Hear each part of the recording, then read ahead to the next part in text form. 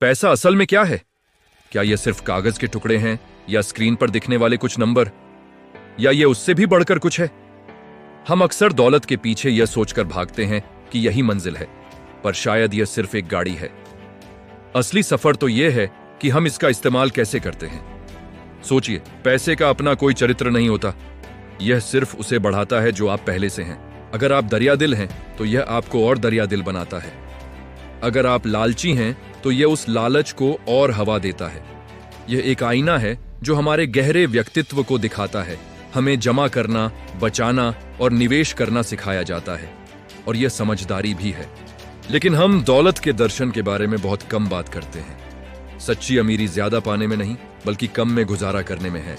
यह और ज्यादा पाने की लगातार इच्छा से मिली आजादी है। जब आप अपने पैसे को नियंत्रित करते हैं तो आप अपनी जिंदगी को नियंत्रित करते हैं।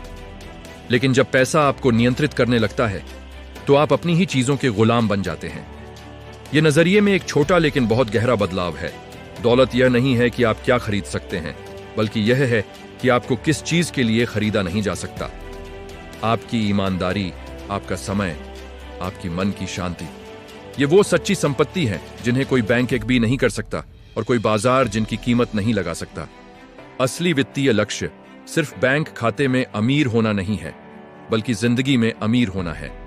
अपने जुनून को पूरा करने की आजादी, अपनों के साथ समय बिताने की आजादी, एक ऐसी विरासत बनाने की आजादी जिसे पैसे में नहीं बल्कि चरित्र और योगदान में मापा जाए।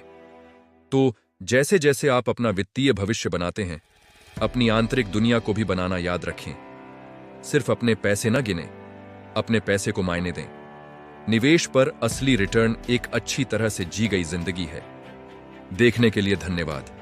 अगर इन विचारों ने आपको सोचने पर मजबूर किया तो और भी विचारों के लिए सब्सक्राइब करने पर विचार करें।